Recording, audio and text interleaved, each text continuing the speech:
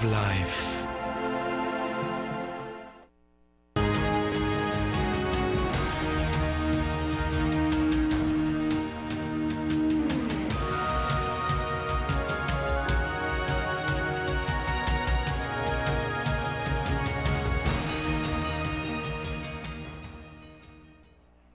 Hi, welcome to News and Views. I'm Suzanne Dowdy. And I'm Sandee, Bengochea.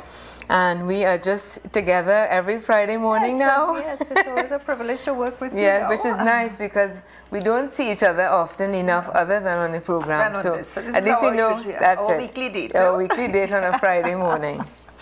Well, we're looking at the Catholic news for Sunday, May the 13th, which in this archdiocese is a big day because it is the solemnity of the Ascension, and it's also Mother's Day, and a lot of things are happening, different things are happening on that Sunday. So we are, of course, giving you a sneak peek into the Catholic news for this weekend. You will get your own copy, I'm sure, tomorrow or Saturday or Sunday, but we will share some of the news with you. And since it will be Mother's Day, we have a beautiful picture there of grandmother Lisa Wallace. They say she has her hands full with two of her granddaughters, and the granddaughter's name, is it Eva? It looks so. It looks like, yes, Eva and Chinya. These days we have all kinds of names that we never heard of before. Yes. Eva and Chinya Hospitalis, and this was at the Cathedral Sacred Heart Cluster's Family Day last Sunday at the Princess Elizabeth and she has Center. she had grandmother's smile. I know that smile, You know it. I know you have it smile. yourself. Yes, that's a grandmother's smile. Oh gosh, when you're just experiencing the joy just total stupid love. Yes, yes. Total. Oh gosh, and what we knew, what we thought of grandmothers before, grandmothers were grannies. They were old. When we were growing up, we felt when somebody was a granny, it was an old person. Look at this young granny, and look at young granny. My granddaughter, up to this morning, we were getting dressed to come here, and she told me, "Why are you behaving like a granny this morning?" Grannies these days are young. They come in all different ages. But it has a little thankful to MAC makeup, So that's it. So Sunday we look forward to that. And the big headline is Be Good Neighbors. And I ask you to guess what the theme of this front page article is. It's something that is in the news constantly these days, and it's the whole crisis, we have to call it at this time, of refugees and asylum seekers, mainly coming in from Venezuela. And we know that that is being discussed all over the media, and everywhere you go, it's all about especially the Venezuelan refugees. So, if you looked at Shepherd's Corner last night, you would have heard Archbishop Jason Gordon and Deacon Derek Walcott again talking about that, taking it from a different angle, and really was very informative. I think for anybody who didn't understand what the situation is about, it it really opened your eyes to what the reality of what is happening here in the country. And what our response as Catholics, as Christians, should be. It's a challenge. We know that it's difficult. A lot of people are wrestling with it, but it's something that we have to face. So Archbishop Jason Gordon has reiterated that welcoming migrants and refugees in Trinidad and Tobago will greatly contribute to the next evolution of the economy. He thus called on Christians to dig deeper, change ways of thinking, and become good neighbors to those in need. And when he says there about contributing to the economy, that's a big thing that people are talking about. We have no money, the price of oil went down, and we don't have this, we don't have food for our own families. How can we be helping other people? Yes. Well, our Minister of Finance did say that the economy is turning around in today's newspaper. Praise God, yeah. So, maybe... so God is seeing the plight of the refugees and asylum seekers, and let's hope that we'll be able to help them in a bigger way. So in Kamsa's Ask the Archbishop live chat last Wednesday, Archbishop Gordon said that while TNT is facing an economic crisis, he says, we still have enough to keep going and enough to share with someone else. He made reference to displaced Dominicans affected by Hurricane Maria, adding that at that time the people of Trinidad and Tobago were so generous in giving, and we know that we had a room downstairs constantly filled with water and diapers and food stuff, and I know even my living room, it was amazing. The neighbors, once they heard that they had a connection to get stuff, they just kept coming and bringing stuff. We experienced that. Yeah, it was amazing how amazing generosity. Yes, and Trinidadians are very generous. Yes. So we're calling on that generosity again and that charity. And he says, and that's the best of who we are. That's our deepest identity. I'm not sure why with Venezuelans and the other migrants and refugees coming, that quality that is so true to us is not the quality that is also to the fore. Because, of course, we're hearing these rumblings and grumblings about too many of them coming, etc. The Archbishop denounced the view that migrants are a drain to the economy and affect jobs and wages. And he highlighted here and again on the Shepherd's Corner program last night, he talked about in 1810, a period which saw an influx of refugees and migrants from Venezuela, resulted in an impetus for a prosperous cocoa industry in TNT between 1870 and 1920. That's quite a long period. Yes. So you see, something good came out of that time, and we look forward to the good. The good that will come out of this. Yes, so responding to a question from a Facebook viewer about focusing on Trinidad and Tobago before helping others, Archbishop Gordon replied that charity begins at home. But if it only stays at home, then it is not charity. It is not charity. Christianity is asking us to extend ourselves beyond our comfort zones and beyond what is actually comfortable to us. The Archbishop said, as he alluded to parables in the Bible, specifically of the Good Samaritan, which deals with hospitality. And it's so true, even, and I think, now we have to reach out as well to our prayer groups and our little communities out there. And I don't know how many of us follow Richard Rowe's meditation, where he's speaking this week about communities, and so and a community that is inward focused, it will eventually die. It becomes it's all if about that charity is all about staying home. About you and making sure that you are holy and making that you sure have enough.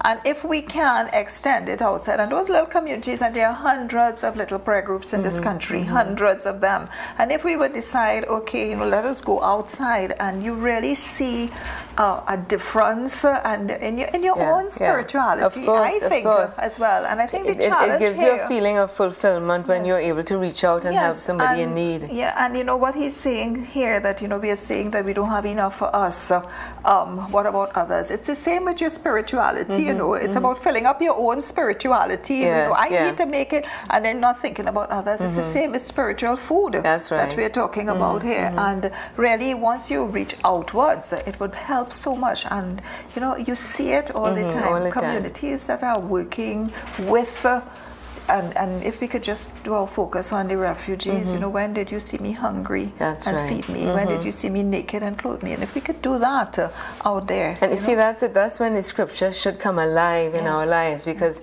it's very easy to go to Mass, get your copy of the Catholic News, or so many people do, walk with your Sunday Missal, and you read along while the priest is reading the Gospel, and you hear that Gospel. When did you see me hungry or thirsty? And isn't that wonderful? And the priest shares on that passage, and we go home. And it's a kind of self-absorbed piosity that some of us, yes, that's so beautiful. It's we just self-absorbed in yourself and your own spirituality, and don't worry about you. I get into heaven. I am just making sure. And you pull it, and then you lose the essence. You lose the essence. Or then too, we pick and choose, okay, if I do have to give somebody, I've decided I'm going to give this neighbor down the road, and this is all I'm going to do. So somehow, God is going to see that. But when somebody else is knocking on my door, I'm not even responding. And there's a good article in here somewhere, which I'm sure we'll get to later on, about the messiness of Mary as well. From Father Martin Sergio. Yes, and I thought that was so beautiful. The whole messiness. I know we see all these beautiful images of her looking with her hands held together. And so, but when you think about the reality of her life, she knows about what it is to get down into the she was a refugee herself. She was out there with her child. She was struggling. She's had a child in a manger. She was, the whole messiness of Mary is important as well. And she's not that clinically, woman who just sits there like this with lights shining on her at all. Which is too often the image that we have. So we can move on now because on pages 7 and then 17 of the Catholic News, the discussion continues about the same theme. So on page 7, bishops' conferences join efforts to help Venezuelan refugees, and this is coming out of the Vatican, the Catholic News Service, with the help of the Migrant and Refugee section of the Vatican Dicastery for the Promotion of Integral Human Development. 8 bishops' conferences in Latin America have joined efforts to assist Venezuelans in transit through or settling in their home countries, called Bridges of Solidarity. The 2-year pastoral program seeks to find common solutions to the challenges posed by the massive flow of Venezuelans who have decided to move to another South American country in recent years. After a period of study and discussion, the bishops' conferences of Argentina, Bolivia, Brazil, Chile, Colombia, Ecuador, Paraguay, and Peru, that's quite a lot of them, forged a coordinated action plan to offer needed services to Venezuelans, other vulnerable migrants, and the local communities that host them. The initiative was a response to Pope Francis's call to welcome, protect, promote, and integrate migrants and refugees, and it reflects many of the recommendations made in the guide put out by the Migrant and Refugee section, Responding to Refugees and Migrants, 20 action points. So this all ties in with what's happening here, and it's so important for us to see that, where people feel that this is all the Venezuelans are coming to Trinidad and this is something that is only happening here. Look at the many different bishops' conferences that have had to respond to this because they are experiencing the same thing in other parts of the world, in South America, in Latin America. And it's a worldwide phenomenon. It's a worldwide phenomenon, And of course, Venezuela is closest to us, so we are. One of the things as we turn to page 17, where there's a wonderful article, and we're not going to be able to read all of it because it is a whole page article, but very well written. One of the things that they discussed on Shepherd's Corner last night, in this whole conversation, somebody who called in and suggested, and a very good suggestion, that at the same time that, of course, you may know or not know, Archbishop Jason Gordon has asked that each parish set up a ministry to deal with the refugees and asylum seekers. And somebody called in and said, but what about the poor in our country and in our parishes and the people that we have to look after? And their suggestion was, could we do a twofold thing? Set up these ministries who will help the migrants and refugees, but also help the poor in our midst. But now we do have ministries. And this is what surprised me. And the Archbishop responded with that. So we do have ministries. But it shows you that people are not all aware of that. Yes. Every parish in the country has St. Vincent de Paul present, and we take up that collection, I think once a month, to help them in that work. And so it just shows you that people are not aware of everything that's happening, and that was an eye-opener. Yes, and people do get packages and food stuff and that kind of thing. Yes. And so but it was a good point that the caller made, something to look at maybe, even though it's already happening, but see how we can, tie the two things together. And I think one of the points that I liked with His Grace was that he said, that the ministries need to be trained, that we need to be trained, because a lot of times people do not understand the plight of the refugees. They do not really understand, and they think that they're just people who hop a boat or hop a plane and come over here. For economic reasons, which is what is being bantered about a lot. This commentary had some very good points on that. It says the vast number of Venezuelans in Trinidad and Tobago are refugees fleeing from a political regime they regard as illegitimate, to intolerable living conditions caused by poor management of valuable national resources, C, persecution and fear of reprisal from taking civil action to oppose the government, D, the lack of reasonable opportunity to comfortably employ their skills and knowledge. And E, the low expectations of being able to live and prosper peacefully. And I dare say also the lack of just food in the country. This article is by Gerard Pemberton, and it is well written. You can see that he knows what he's talking about. He's looked at the whole situation there, and he seems to really know a lot of what is going on there. And I think that particular paragraph you read is so important. When you get your copy, read it carefully. Just those points alone help you to understand what's happening over there. Yeah, and then he talks about we need to discuss the basics. A refugee seeking asylum is someone who does not want to be a national of his country any longer because he or she cannot live there. Therefore, seeking asylum means willingly or not, you are seeking to become a national of the country granting asylum. It is uncharitable, unkind, and socially destructive to grant asylum to refugees without giving them an opportunity to prepare for a new life within a welcoming community. We do not want displaced people in isolated groups because that creates alienation, resentment, and encourages natural outpourings of xenophobia. That leads to excessive competitiveness, hardness of heart, and retaliation. That leads to inequity and crime, and inequity leads to that. And that's His Grace brought that up too. That's one of the points that he made. So this is a commentary on page 17. Please take a read. It would help you if you're still wondering and not understanding the whole situation.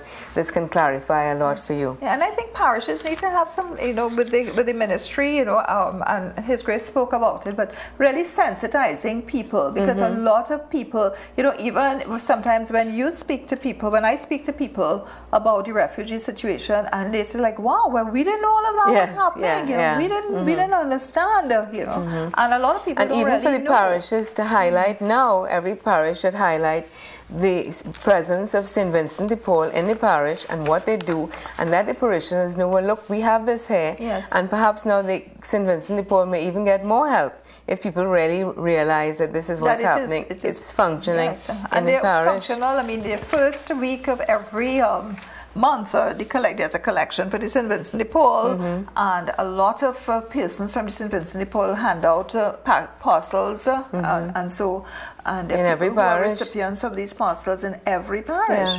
So this is a good time for us to be educated and really be aware of what's happening in the church. Well, we're going to take our first break. Remember, at the halfway mark, halfway through the program, we open up the telephone lines. We invite you, the viewer, to join in the conversation. So we look forward to hearing from you today. We're going to take our first break, and this is Mary, Mother of the Church, new feast for 2018, dating back to Vatican II. So let's see what this is all about. This year marks the first official celebration of the Feast Day Mary, Mother of the Church, established by Pope Francis. It's a title given to the Blessed Mother that dates all the way back to the Second Vatican Council. It is an important feast because it was really the title of Our Lady, Mother of the Church, was given by Pope Blessed Paul VI at the end of the Second Vatican Council, reminding people that we had a very great intercessor with us in Our Lady, but not only that, from a theological point of view, pointing to the fact that Our Lady is an image of what the Church should be in its perfection.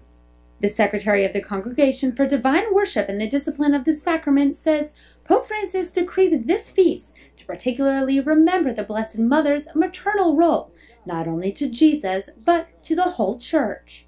It's an encouragement because it shows that women have a great sense of care for other people.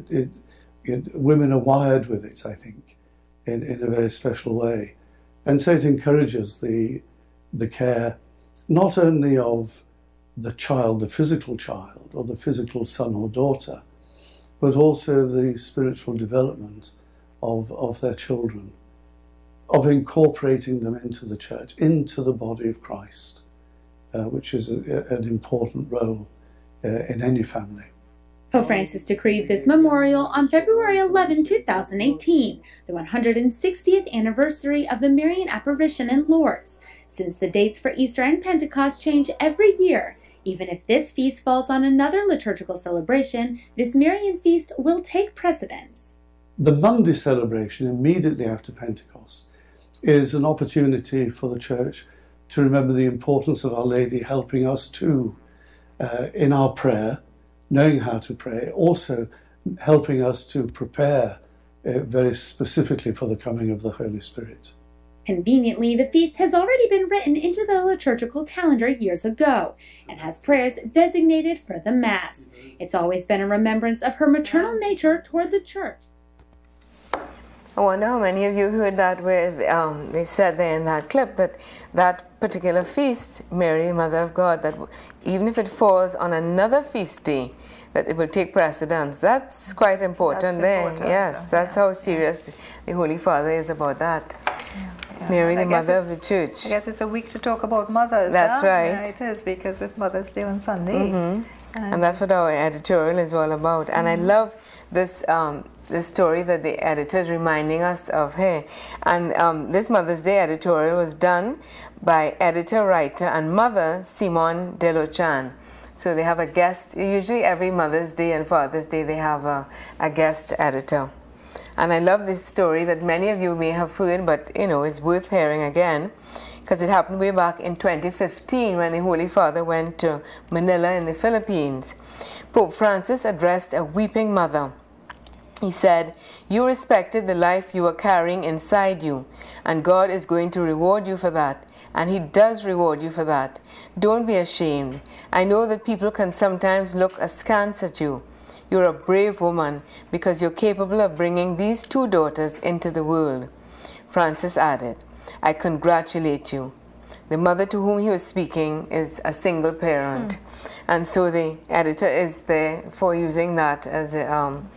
It's the opening to her editorial. Yes. Yeah.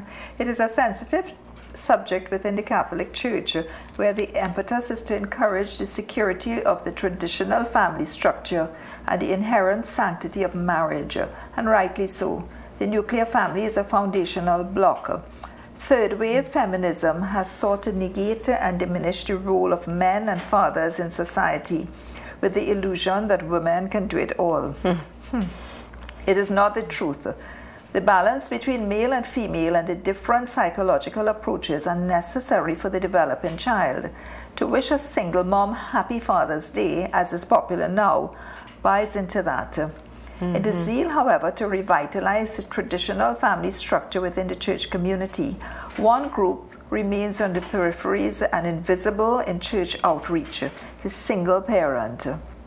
Very few people choose to be a single parent at the onset, although there's a growing cadre of professional women who are choosing that route. Yes, and that is very true. That is very true. You know, yes. Yeah, different circumstances can result in that end, and not all of them as a result of carelessness, bad behavior, or immorality.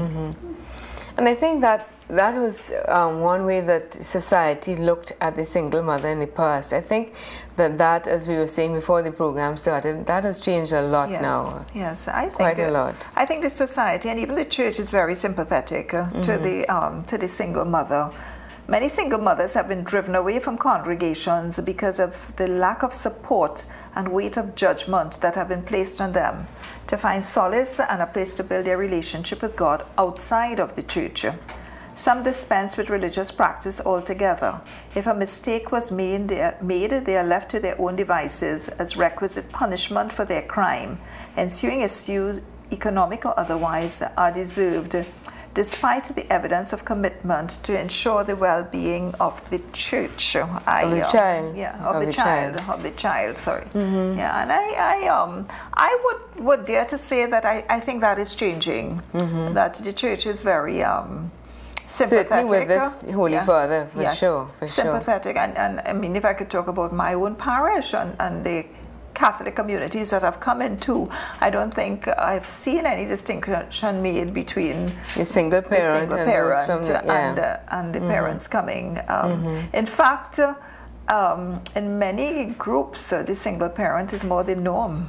now, you know, and we talk about a crisis of male, and a lot of times the single mother is the one who is with the child, and sometimes the father might be there, but you're still emotionally single. Yes, the child is being brought up by the mother, and that's not to dispel the worth of fathers. There are many, many very good fathers here as well. But the article talks about single parents and mothers especially. In a strange dichotomy, there are the many tales of mothers and grandmothers who struggled through on their own and whose children went on to become leaders and productive members of society. Then single motherhood turns into a mythos of nobility and strength and endurance, where the struggle against all odds is held up as a thing to be admired. And how many of those we know? I mean, I could think of a dozen just right now of people that we know personally who, as a single mother, brought up the child or the children, and the children went on to become amazing people who gave back to society in incredible ways. And not just here at home, but you see it in the international of course, field too, you know? Yeah, there's so a lot of the those singers and musicians and so who, when you hear their story, it's their mother who sacrificed everything to be able to buy their first piano or violin, and they went on to become, very known in the world. Exactly, yeah. It used to be that it took a community to raise a child, and in these times when so many of our children from both single parent and nuclear families are struggling to make sense of the world around them, can the church afford not to fulfill yet another mission of love? There was a time when children born to a single mother were not baptized in the church, a practice that is maintained in certain quarters. To this, Pope Francis responded, describing such as pastoral cruelty during a question and answer session. And that's what, I mean, he is certainly, the Holy Father just has so much heart as we, listen to what happened there in Manila in that first paragraph. And he would always look at something, whatever it is, through the heart. And the last paragraph says it here, It is not that the church does not concern itself with morality, but rather that it is not done in a manner that it is done in a manner of loving kindness. The greatest disruptor of hypocrisy and judgment said it himself. A new commandment I give you, love one another as I have loved you. So you must love one another. Amen. Beautiful, very well written editorial. And I think we're going to take another break. And this one is all about take this family atmosphere to places without affection. Let's see what that is about.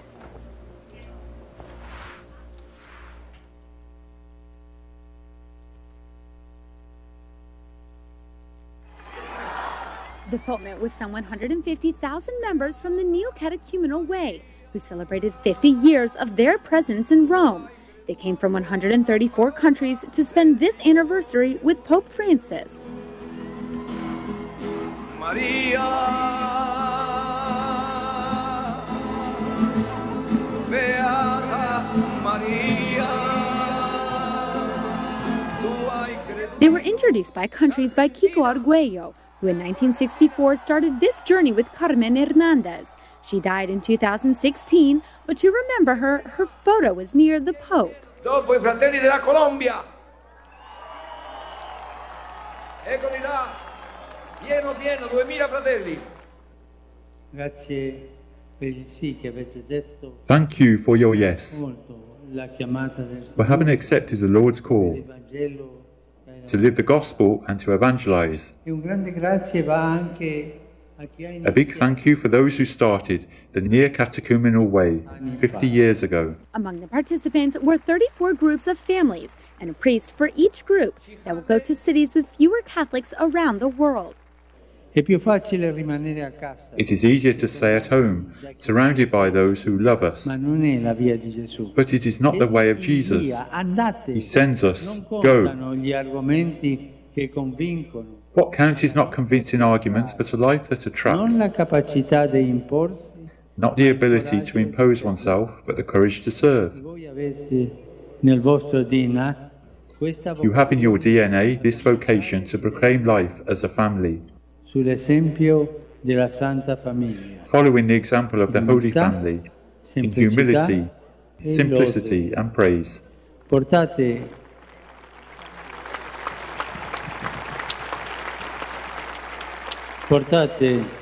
questa atmosfera familiare.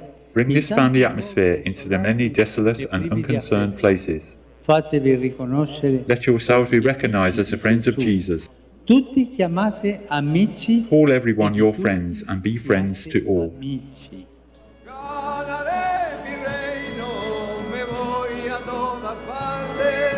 Then the Pope blessed 34 crosses and gave them to the 34 priests who traveled to the mission lands in countries like Korea or India and in areas of North Africa.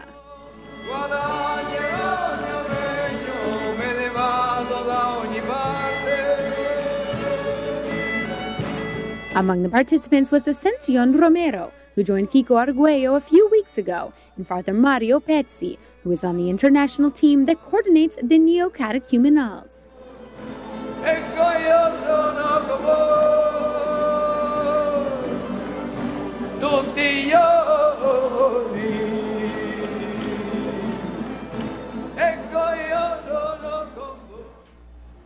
Well, coming from Argentina, you could see that the Holy Father was, Yes. he He was in his space. yeah, very comfortable with all of that excitement and music. Yes.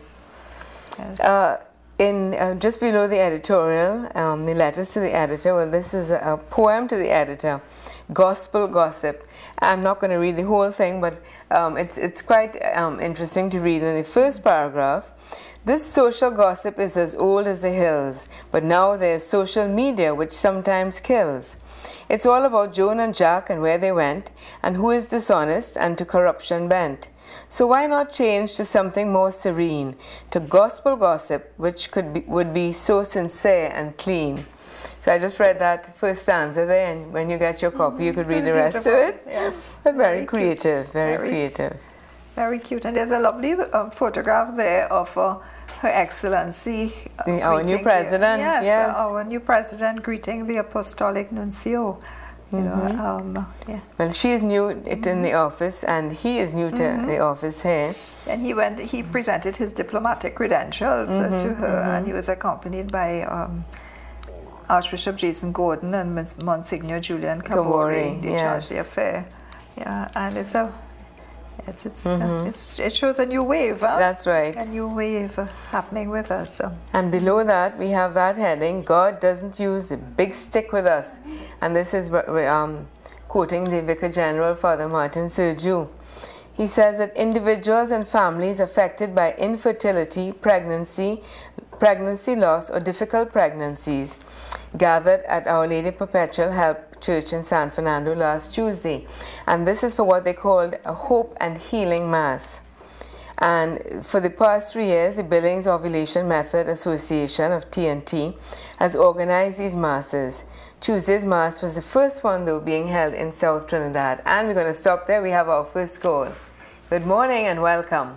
Good morning, Suzanne. This is Sandee, and how are you? Hi. Good morning, Sandee. How are you doing? Very good. Good. Yes, you were talking about the refugees and people coming to better their life. Yesterday, I was helping a friend to get her husband's death certificate. And this young Spanish woman, I don't know exactly where she came from, was there. And she couldn't understand what they were saying. She went to get her baby's birth paper, register. Right. And where she sat, she had to breastfeed this baby. And this woman had 2 big handbags and passing and knocking. So I had to be pushing her away and said, she's feeding her baby, you know? Yeah. So I got up and I said to the young lady, I said, sit over here. And she said, I understand you. I said, because I realize you can't speak, you don't understand us because we speak too fast for you. So she was able to understand what I'm saying. Then I went to the security, I got assistance for her, and then I left. And sometimes it just takes one little gesture. She is there. She told me she can't understand what the people were saying because they speak fast. So I spoke slowly to her. I was able to assist her and I went my merry way. And a little something goes a long way. That's right. And you know, that didn't take so much out of you. It didn't take so much time or effort, but the difference that kind gesture must have made to that woman yesterday. That's amazing. Yes. You know, you don't know what you did for her. And I had to tell her by putting my hand on my head. You know, I said, we don't think. Yeah. You know, look at a young woman feeding a baby, regardless of the color of her skin or where she came from, and realize your big bag is knocking the child's head. Yeah. Right? And I hope you remember who Sandee is. Yeah, of course I do. See you soon. Have for a those good day. who don't God know, bless. Sandee went on a recent pilgrimage to the Holy Land. Yes, Sandee. Okay, God bless you. Thanks for calling. Bye-bye. Yes, and that's it. It's as simple as that. Simple little act, you know. Yes. And sometimes you feel, oh gosh, a ministry to the refugees and asylum seekers, I can't get involved in that. They're going to ask this of me and that of me. Yeah. But just a little gesture like that. And when you think of that poor woman there with the baby, how just feeling hopeless that, you know, we don't know what her situation is, feeding the baby, not understanding what people are saying. And just that little gesture probably gave her so much hope. It made so much difference in her life Just yesterday. little random acts of kindness. That's what we need. That's it. Random acts of kindness can make a big difference in the world. Makes such a big difference to her. Yeah. I don't know if... So we were just talking here about the Vicar General trying to help us see that God is not that image that we have of this big man with a beard and a big stick.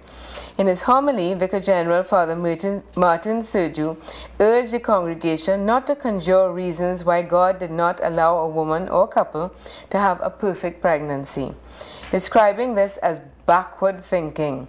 He gave the example of a woman who may have had an abortion before marriage and then when married experienced difficulty conceiving.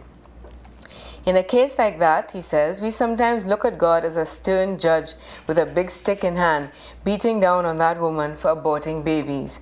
The more we can encourage people to think that God is not like that, I think we can help ease the burdens of people who struggle with pregnancies. Reminding attendees, God is a God of mercy. He said, God does not delight in our suffering, even though we may think He makes us suffer too much sometimes. Sometimes God leads us into difficulty and trauma because He wants us to think beyond the present. That couple is still happy. He was talking about a couple who had were unable to conceive but found another way to find happiness in their lives. And there continues to be a joy in their eyes because they saw beyond their predicament of not being able to have a child.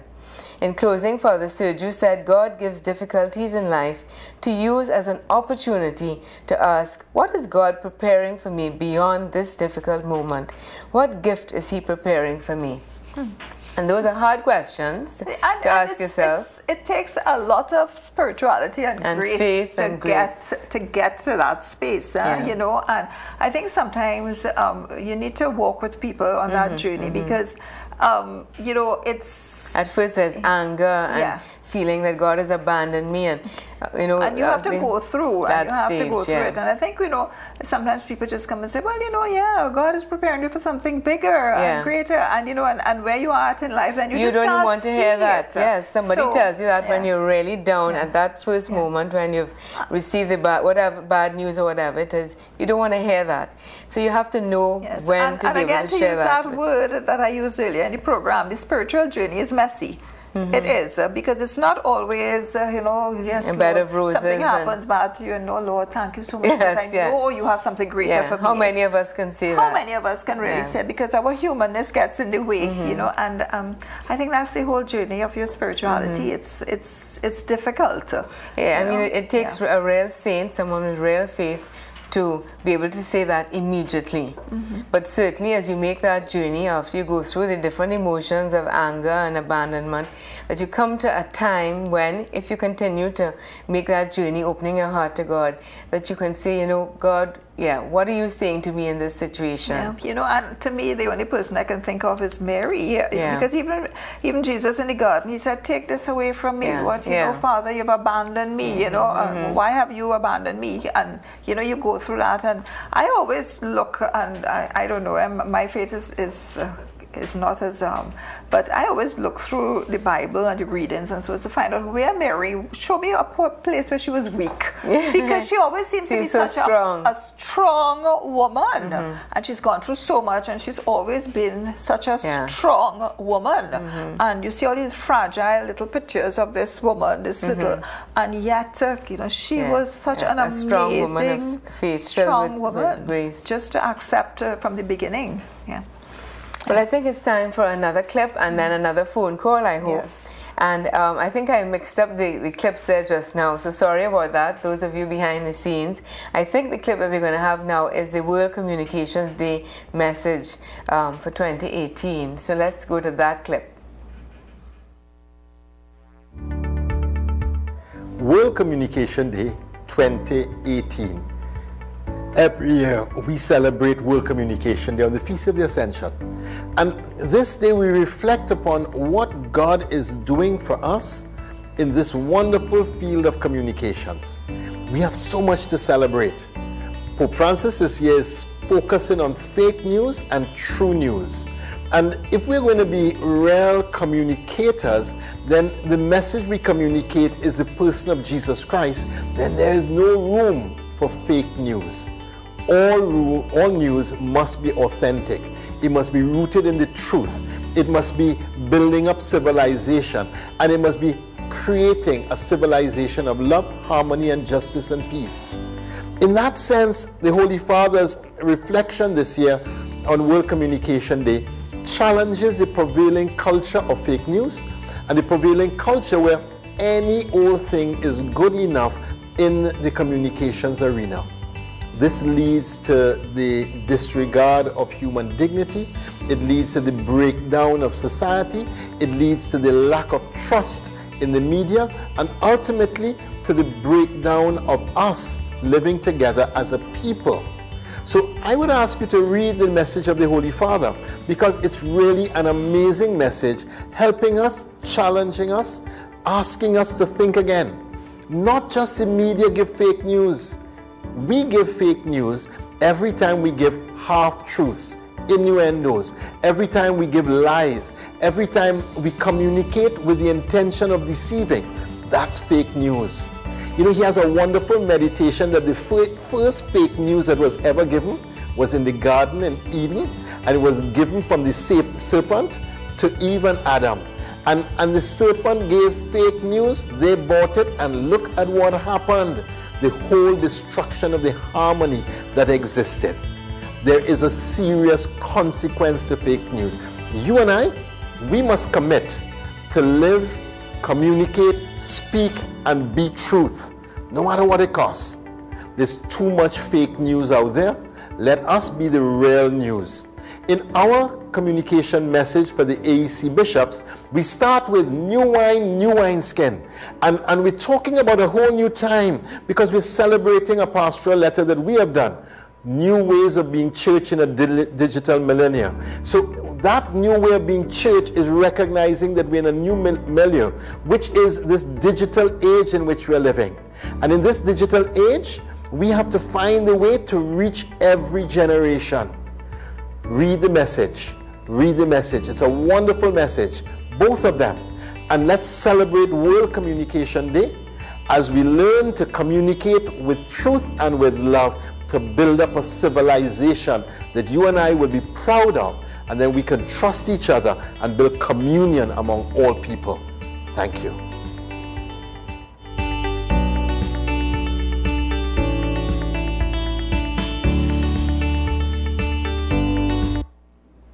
Okay, that's Archbishop Jason Gordon there, and we have here on page 6, Kaylin Jordan is breaking down that statement, the AEC statement for World Communications Day. So when you get your Catholic news, you can read it. But just the Archbishop already talked about the theme, new wine, new wineskins, and that the crux of that statement, the three essentials are highlighted.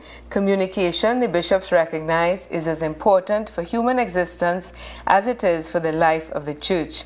Good news to the poor is the mission and goal of all pastoral communications. And then they talk about, so that's communication. They talk about cooperation. For effective cooperation, church communicators need to listen to the other voices in the Caribbean culture that speak with a sense of the infinite. This means that as church, the function of educating our people in appreciating the symbolic forms of communication, in interpreting them and making use of them in catechesis will always be an important one. And then collaboration. Collaboration, they said, can only begin when groups or individuals recognize that they have something in common. There is no collaboration without communication and cooperation. So just highlighting some of that message here on page 6.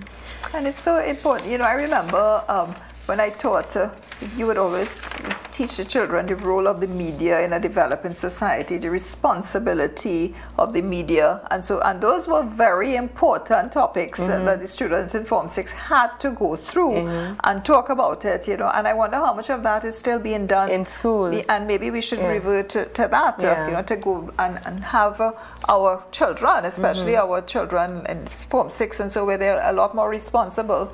And so to understand that the role of the media is a serious role. And now that media has become so widespread, digital media, there's so much, you know, and what you can do, the consequences of it. I think maybe we should teach it a little bit more in schools. I mean, and then of course, not so long ago, I mean, up to the last few years, we had media houses. We had professionals who were worked in media houses, and they gave you the news. But now every individual with a smartphone or iPhone is suddenly a journalist and a TV reporter, and then that is where the danger comes in. You know, now good news, bad news, who knows? Yes, yeah. Because sometimes you read the news on the dailies, and you know, it's a little bit biased and skewed a little bit sometimes. And sometimes you do have to listen to people who are present during the situation. There are Facebook pages and sites that I would go on to check news and to check to make sure that, you know, that it really is not on, and then fake news. Exactly, and finding places to research and know your stuff. But I think we need to go back to page 3. We've been hopping around a lot, but I know you wanted to talk there about the credit thing. And we still have time for a couple of phone calls, so please pick up the phone and give us a call. And I don't know where the time is going. I know, we still have some other clips. We have the general audience, so come on, give us a call in between that. So Credit hosts a 2-day Hidden Disabilities Conference, and Archbishop Jason Gordon will deliver the opening address at the Catholic Religious Education Development Institute, Credit. And they're having a 2-day conference, Hidden Disabilities Conference, what you cannot see. Yeah, and I think for teachers this is so important. The present education system, although promoting an inclusive model, has shown slow progress in catering for all stakeholders of school age, but whose educational opportunities are stymied by their challenges, both visible and invisible.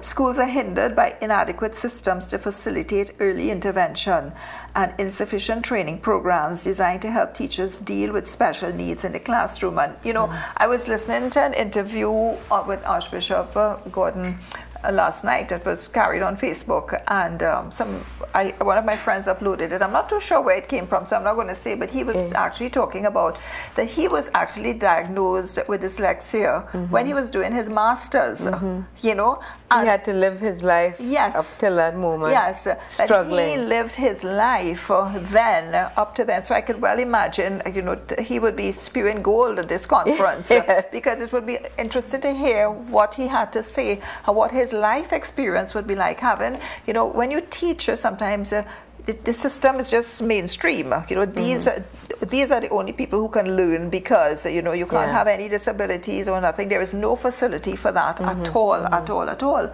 And for what he must have gone through, and to reach where he would be a great advocate for this now, because and he knows, reach where he knows from inside out. From inside out, because he's a PhD holder himself, and you know, it just goes to show you the capabilities that people with dyslexia and so have if we would just give them a chance, you know, and this tremendous strength that he must have had I wanted to add that, yeah. The tremendous strength and the amount of, and I dare say perhaps even ridicule he must have gone through, because we do not, you're bright or you're duncy in our system. Yes. You pass or you fail.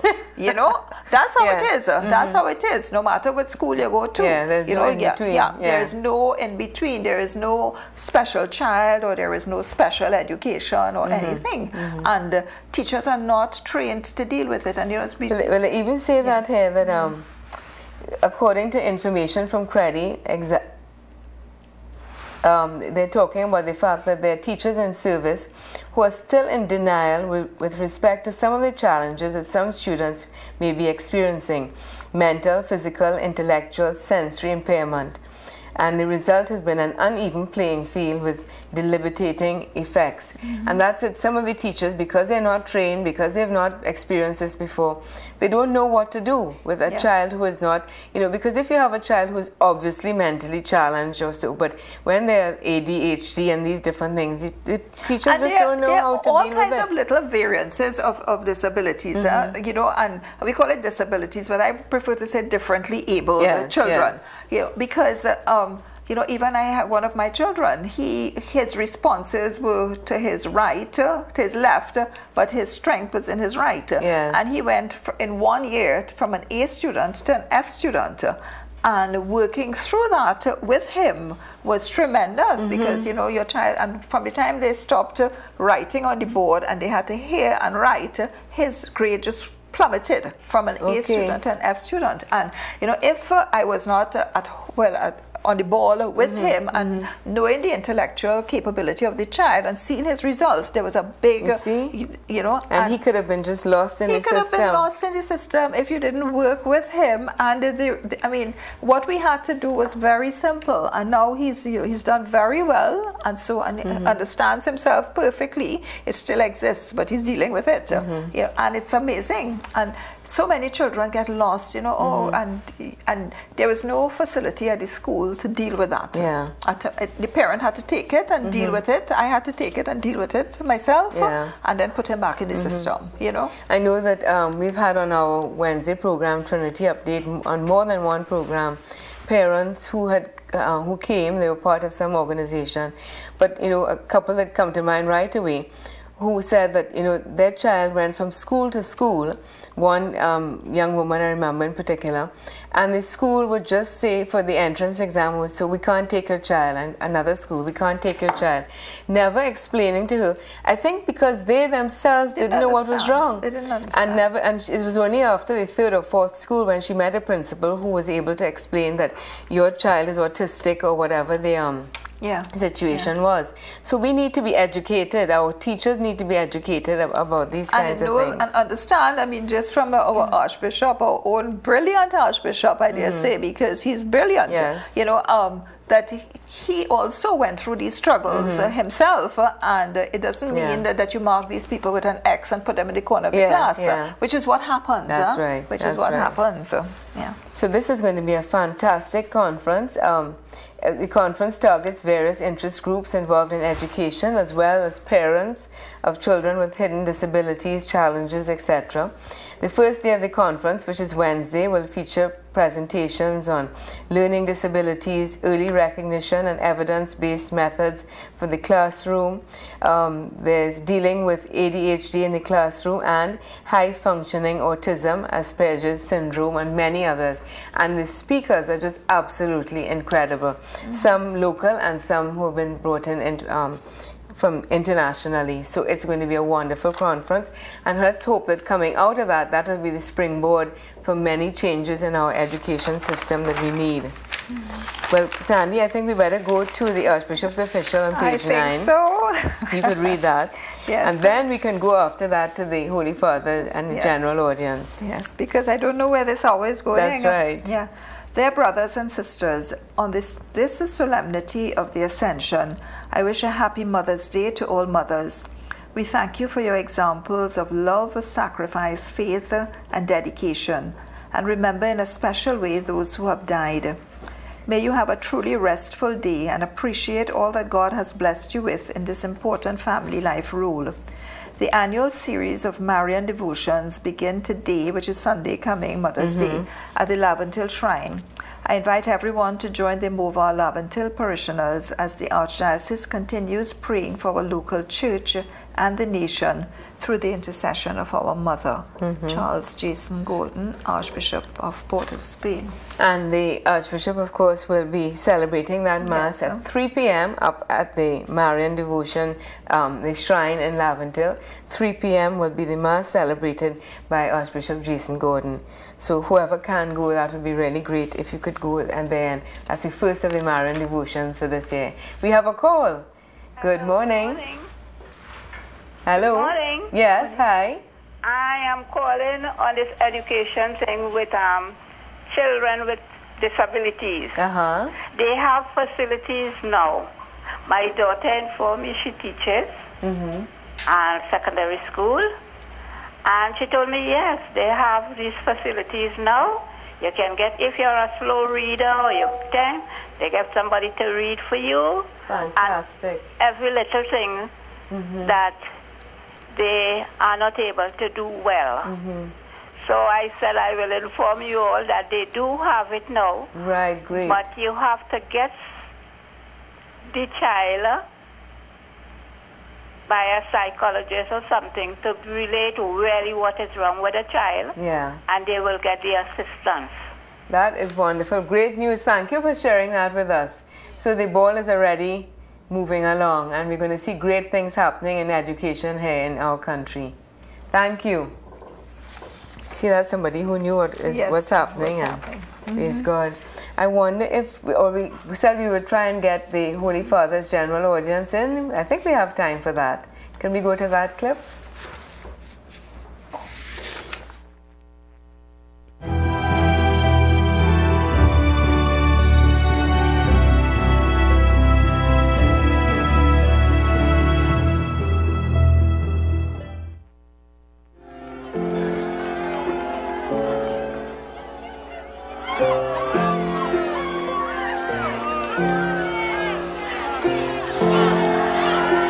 Durante tutta la vita, throughout our lives, the voice of God tells us, ci dice, tu sei il mio you figlio are my amato, beloved son. tu sei la mia figlia amata. You are my beloved daughter. Ma Dio ci ama tanto, è un God padre, loves us so much. He is non Father. ci lascia da solo.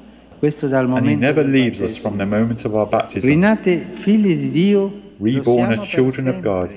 That is what will be Il forever. battesimo infatti non si ripete, Baptism, in fact, is never perché repeated imprime un sigillo because it spirituale imposes an indelible indelebile. spiritual seal. Questo sigillo non viene cancellato No da sin can alcun erase this peccato, mark. sebbene il peccato impedisca al battesimo, Even if sin prevents baptism from bearing the fruits of salvation.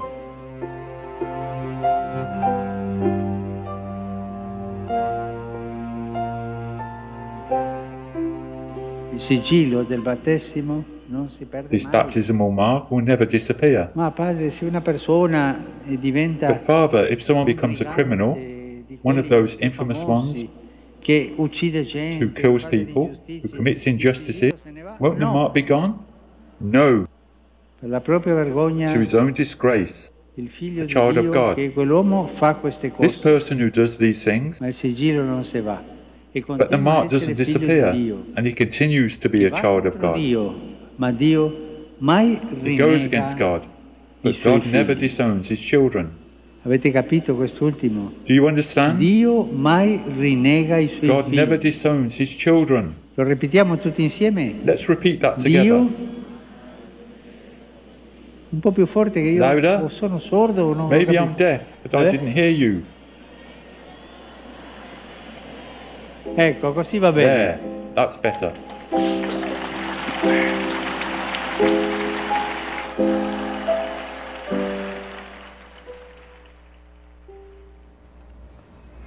I hope you heard that. God never disowns his own children, and the Holy Father wants us to repeat that like a mantra, because we are his children.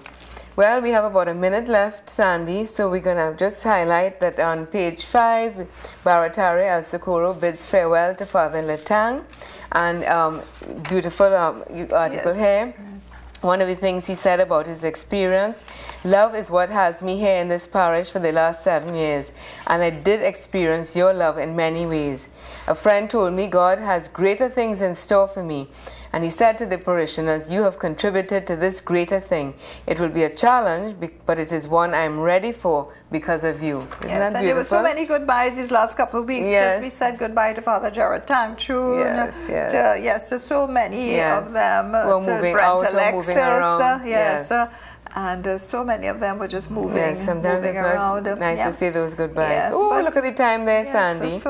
On page 7, the Pope calls dicastery to promote reflection on the role of women in the church. So you want to read that? And there's a lovely article, A Dirty Mary, as well, by Father Martin Sergiu, you know. And that, you must wonder, that's a strange one, A Dirty Mary, but it's very interesting to very read. Interesting article I found, and so on. So I guess we need to say Happy Mother's and we didn't Day. get Happy Mother's Day, and we didn't get to the back page with Archbishop J. Mary, a sacred vessel, and that's what they'll be discussing on the next Shepherd's Corner. Too much. So thank you for joining us, and happy Mother's Day to all of you mothers out there this Sunday. God bless.